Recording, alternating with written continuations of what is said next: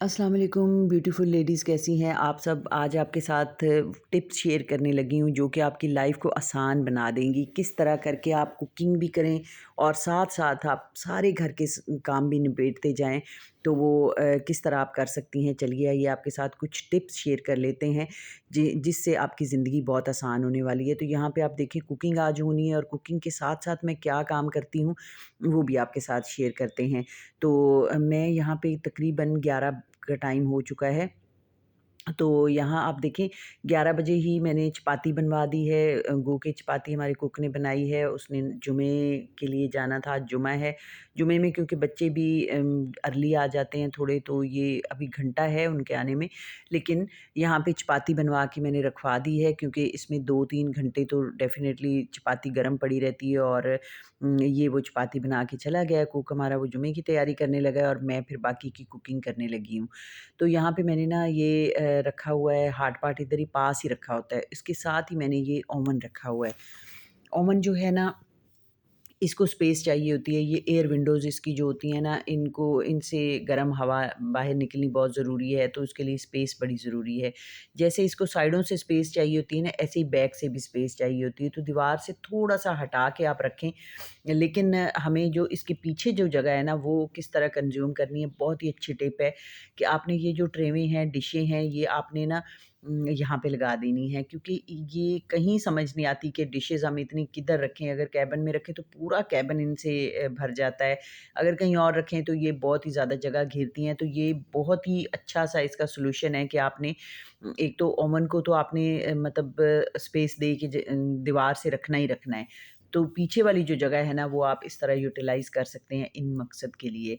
तो एक तो ये है कि डिशेज़ सँभल जाती हैं, दूसरा ये कि आपने इधर से ही इनकी सर्विंग जो है वो सारी चीज़ों की इधर से ही करवानी होती है, तो ये सारी ज़रूरत की चीज़ें हैं। जैसे ये कटिंग बोर्ड मैंने साथ ही रखा हुआ है। अब ये फ्रूट चाट मैंने बनानी है, तो इसलिए फ्रूट निकाला है। इधर ही कटिंग होती है, इधर ही नाइफ़ पड़ी होती है, इधर ही बोर्ड पड़ा होता है और इसी स्लेब पे कटिंग करते हैं।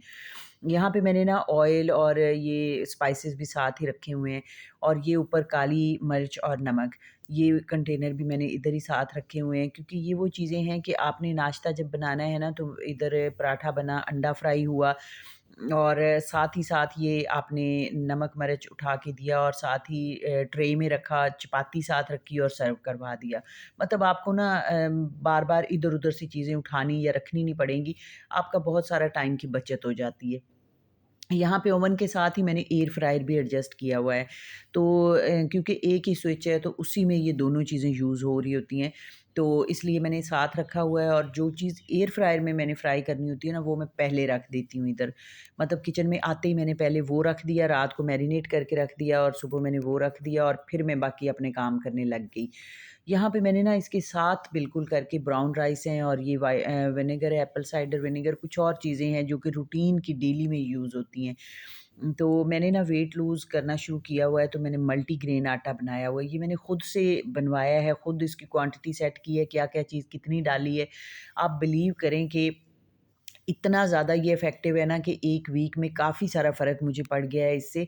मैं इसकी रेसिपी भी आपके साथ शेयर करूँगी कि कितनी-कितनी क्वांटिटी लेके मैंने क्या-क्या कुछ इसमें डाला हुआ है। लेकिन अभी मैं यहाँ पे एक टिप शेयर करने लगी हूँ कि जब भी आप इस तरह आटा रखते हैं ना, उसमें कीड़ा-सुसरी आ जाती है, तो आप जब भी किचन में काम कर रही होती हैं ना 2-3 घंटे, आप इसको खुला छोड़ दें। तो इसको हवा लगती रहेगी, तो कभी भी कीड़ा, सुसरी वग़ैरह आपके आटे में नहीं आएगी। ये बहुत ही कमाल की टिप है। मैं जब भी किचन में रहती हूँ, तब तक इसको ना मैं खुला छोड़ देती हूँ। तो इससे कीड़ा-सुसरी से महफ़ूज़ रहती हैं ये चीज़ें। तो ये तो जनाब इधर होगी जो कि हमारे हाथ के हाथ चीज़ें रखी हुई हैं।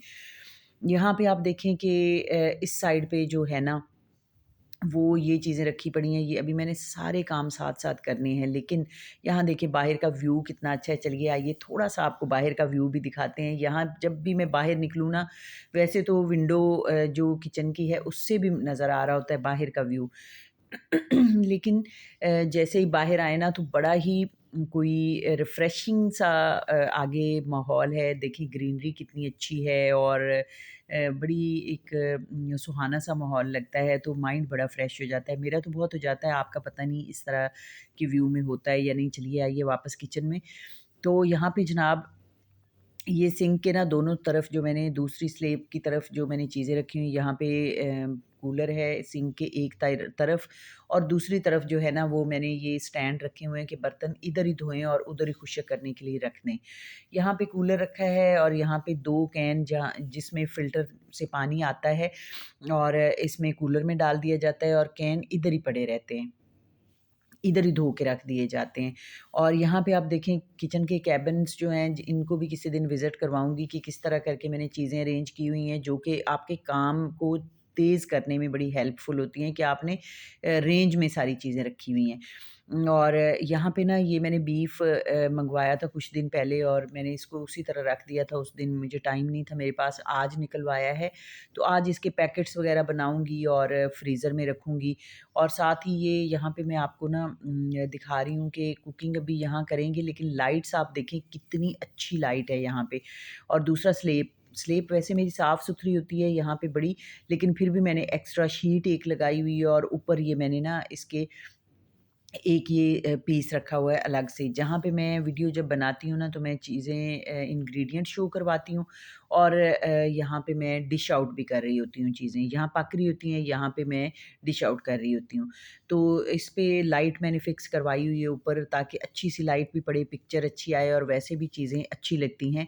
पूरा किचन हम रोशन करने की बजाय ना ये जिधर-जिधर आपको ज़रूरत है उधर आप लाइट एडजस्ट करवा लें। यहाँ पे मैंने कुकिंग करनी होती है तो मैंने इसके ऊपर लाइट की हुई है।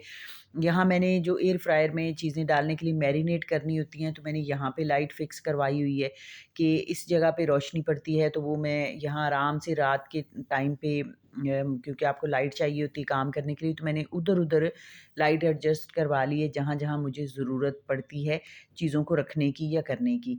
तो इस तरह करके ना बजाय इसके कि पूरे किचन में 10,000 लाइटें लगवा ली जाएँ, बस उधर ही आप लगवाएँ जिधर-जिधर ज़रूरत है।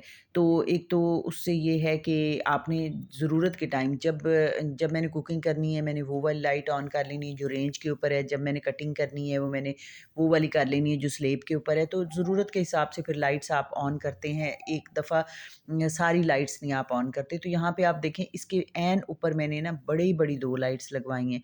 यहाँ आप तारों का ना कहिएगा क्योंकि सरकारी घर है तो हम इसको छेड़-छाड़ तो कर नहीं सकते। मतलब अंडरग्राउंड वायरिंग इसकी उतनी ही है जितनी हुई हुई है। अगर हमने एक्स्ट्रा कुछ लगाना है ना तो वो इसी तरह बाहर ही तारें लटकानी पड़ती हैं। तो अब बाकी के जो काम हैं वो हम दिखाएँगे अगली वीडियो में क्योंकि अगर मैंने इसी वीडियो में ये पैकेट्स बनाना, कुकिंग करना और बाकी की टिप्स आपके साथ शेयर की ना तो वीडियो बहुत ज़्यादा लंबी हो जाएगी। तो इस वीडियो को इधर ही ख़त्म करते हैं, बाकी अगली वीडियो में इंशाल्लाह आपके साथ शेयर करूँगी। आई होप कि आपको मेरे आइडियाज़, टिप्स अच्छी लगी होंगी और मेरी ऑर्गनाइज़ेशन अच्छी लगी होगी। अगर आपको वीडियो अच्छी लगी है तो लाइक करिएगा, शेयर करिएगा। अल्लाह हाफ़िज़।